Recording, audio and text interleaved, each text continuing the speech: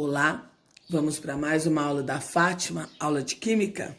Hoje nós vamos ver interações intermoleculares dos compostos orgânicos. Então, lembrando que interações intermoleculares, elas são rompidas quando acontece uma mudança de estado físico. Então, todas as vezes que uma substância passa do estado líquido para o estado gasoso, do estado sólido para o estado líquido, o que se rompe são interações intermoleculares. Nós temos 3 interações intermoleculares. A dipolo induzido, que pode ser chamada só por dipolo induzido, e a dipolo-dipolo, ou dipolo permanente. Essas duas são forças de Van der Waals. E nós temos também a ligação de hidrogênio. Quando eu tenho um dipolo induzido? Um dipolo induzido é todas as vezes que eu tiver uma substância que é apolar.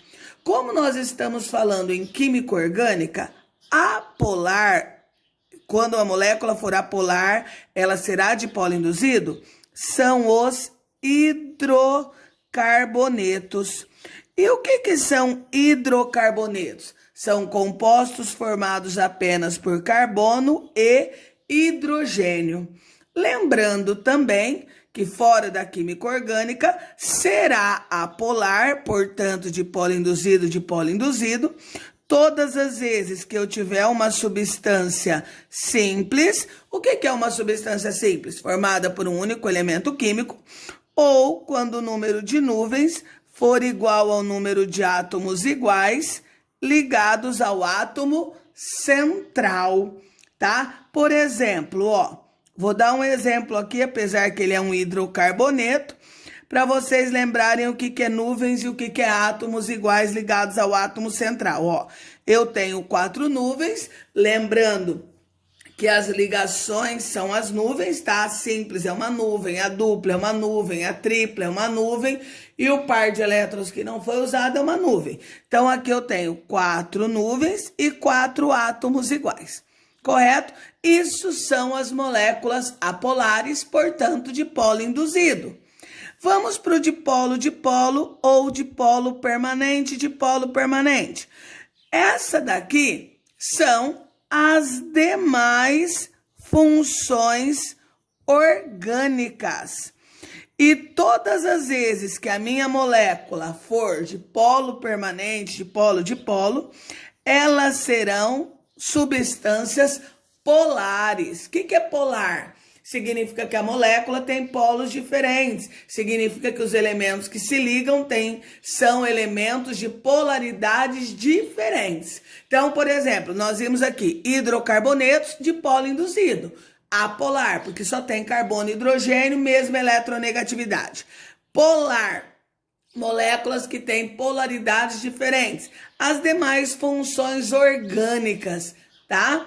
Mas a ligação de hidrogênio, elas também são polares. Aí o que nós temos que tomar cuidado? Nas ligações de hidrogênio, elas são polares também, igual aqui. Então, quais funções orgânicas entrarão nas ligações de hidrogênio?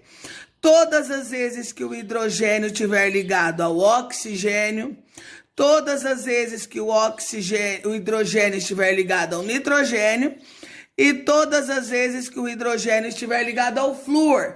Lembra que a ligação de hidrogênio é quando o hidrogênio está ligado ao FON. Aí nós temos quais funções orgânicas que podem acontecer isso?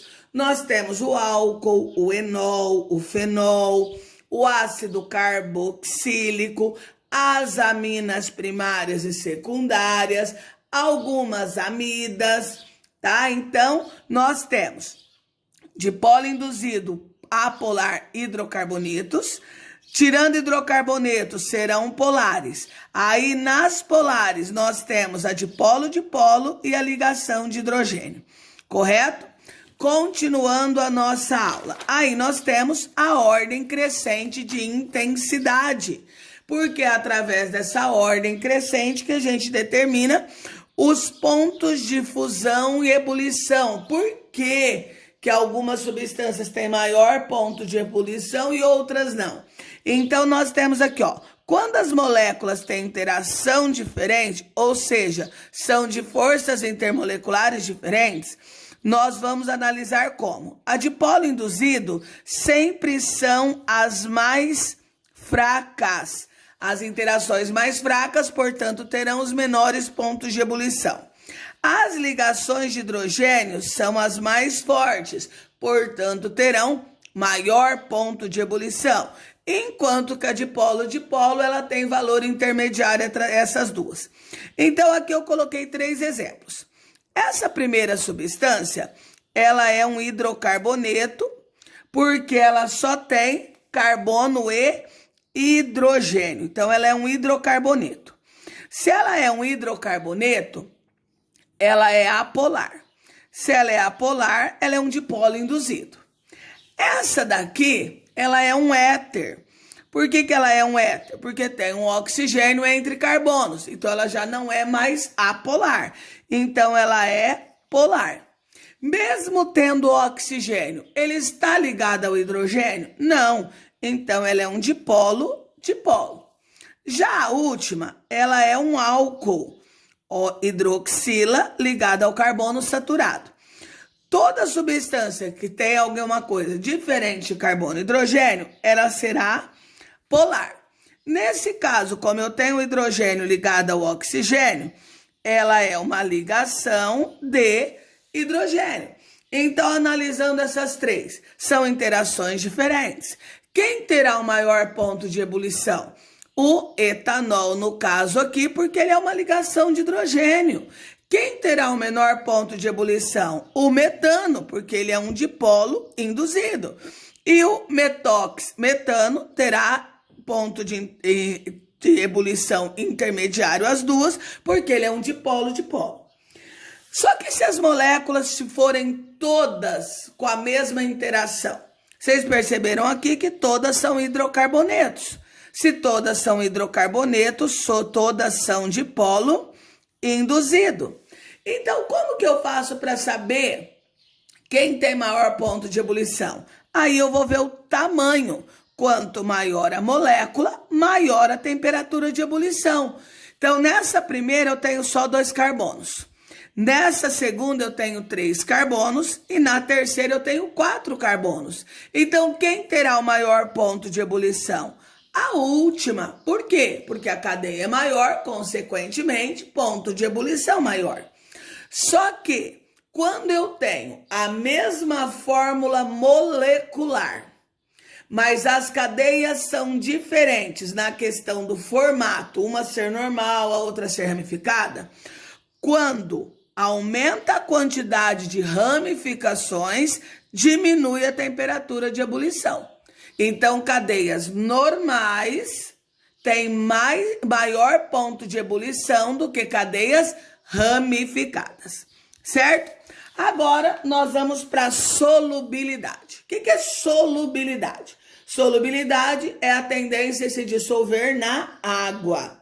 Aí nós sabemos que semelhante dissolve semelhante. Então, substâncias que são apolares, consequentemente, dissolve substâncias apolares. Substâncias polares dissolve substância polar. Vocês sabem que o solvente universal é a água. E a água, H2O, é uma ligação de hidrogênio. Ela tem 2 ligações de hidrogênio, né? Porque eu tenho 2 hidrogênios ligados ao oxigênio. Ela é uma substância polar. Então, vamos lá. Por exemplo, ó, se eu pego a água e a água, nós acabamos de ver que ela é uma substância polar, correto? A água, ela consegue dissolver o sal de cozinha? Consegue, né? Então, significa que o sal é uma substância polar. Por isso que a água consegue dissolver o sal. Só que a água consegue dissolver o óleo? Não, ela não consegue dissolver o óleo. Por que ela não consegue dissolver o óleo? Porque o óleo, consequentemente, se ela não dissolve, é uma substância apolar. Correto? Agora vamos pegar um outro exemplo. Ó. Nós vimos que a água não dissolve o óleo, mas o detergente, ele dissolve o óleo? Sim, né? Porque o detergente, o sabão, é ele que a gente consegue tirar o óleo, a gordura das nossas panelas. Então, significa que o detergente é uma substância apolar. Mas quem tira o detergente da panela, o sabão da panela depois que a gente lava? A água. Então, por que acontece isso? Porque a água, ela consegue dissolver o detergente. Por quê? Porque o detergente, além dele ter uma parte apolar, ele tem uma parte polar.